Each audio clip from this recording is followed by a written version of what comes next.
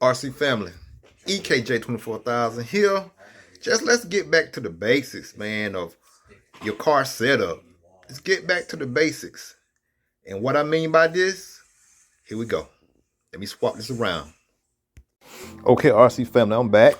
Like I said, man, just to get back to basics, because a lot of times, especially with me racing, we get caught up in trying to have the hottest and the best and the latest setup, and we go from track to track racing and trying to get the best setup, doing all these different adjustments, which is good. It's good to try new things, good to go out there on practice days and try new adjustments that you haven't tried, and just to see what it does. But before we go deep and you get lost in your setup, let's just get back to the basics. The basics of setup is always remember, check your, get your good ride height gauge like this,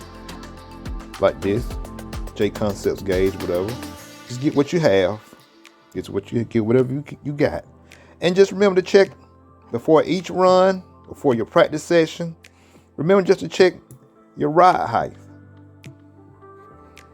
on the front and on the rear. I do mine from the underside above in front of the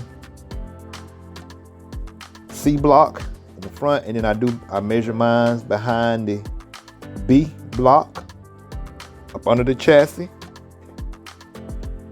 Just remember to check your ride height before each race. Just getting back to basics. Even on a bumpy track, you may want to lift your ride height up. Even if you're on a smooth, high grip track, you may want to lower your buggy. So let's get back to that, man. And cause I just over running SIC this past race, just a couple of weekends ago, I just ran buggy, and that really got me back focused on making sure the basics are set right. And from ride height, always remember to check your camber, because a lot of times on slippery surfaces, we be going, we try to go into, roll centers or changing your links, shortening your links, lengthening your links, just to find traction. We always mess with the arm height, or either mess with your anti-squat. We go through all these changes, but sometimes all thing we have to do is just check your camber. You give yourself more camber, it's gonna produce more grip, more camber. The more you stand the tire up, it's gonna give you more forward bite, more grip, because you increasing the contact patch with the ground on your tire. Try that first before you go into, your roll centers, before you go into doing your anti-squat and all that kind of stuff like that. But yeah, searching for more grip, try that. Just get back to basics. Try your camber, front and rear. If your car is too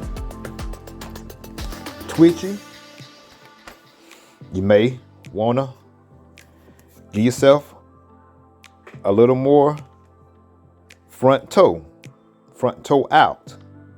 Front toe out is going to make your car going smoother into a turn. So you might want to give you a little bump your camber links, adjust your links, giving you more front toe.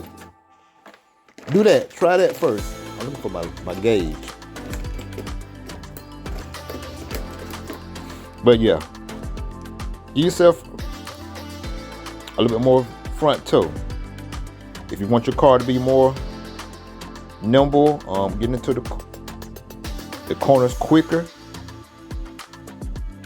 take the front toe out. Straighten your wheels up more straight. They're gonna give you quicker response. It's gonna make the car react that much quicker with less front toe.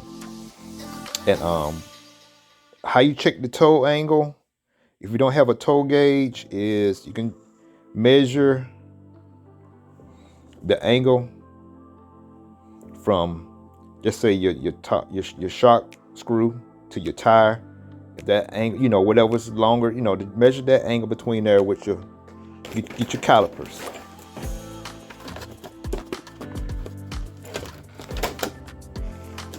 Get your calipers. You can measure the angle here from the shock screw, just the angle like that. The angle, the space between your shock screw and the edge of your tire. That's gonna give you a measurement from from right to left.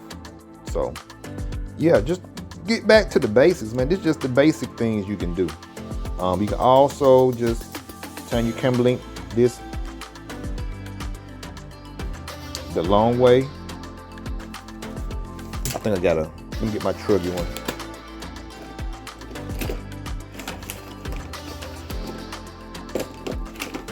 Like this, and then you can adjust and measure here.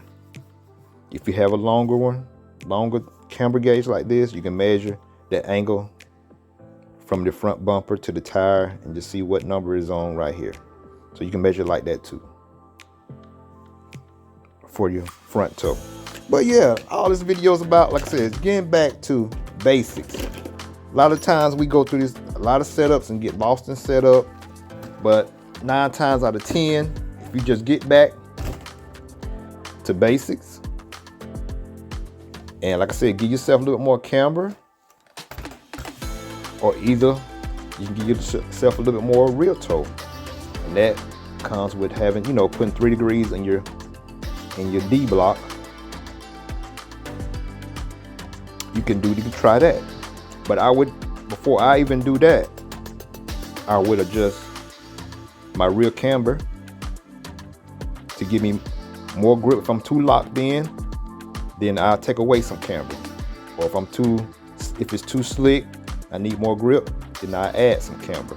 I do that first, and then I would go to changing my, my D plate to 1.5, or either 3 degrees will give you more grip. 1.5 will free your rear end up. So just keeping it simple, getting back to basics, especially if you're just getting into racing or just really starting to know setup.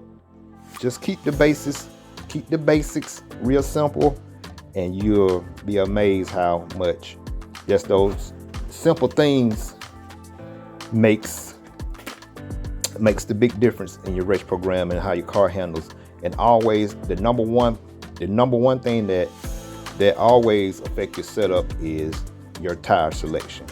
That's gonna be number one. Once you get your tires locked in and you get good grip, then if you need just a little bit more grip, you're on a good tire, then you go, adjusting your camber and your ride height and your front toe once you get your good tire. So you can lock your buggy on in and you'll be good to go.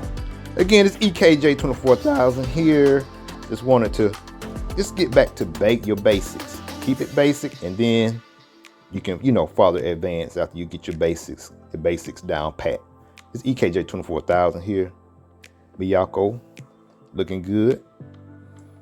Red's Power, J Concepts rubber. Hey, if you ain't ripping, you're tripping. Left tie salute. Peace. Let's get back to basics.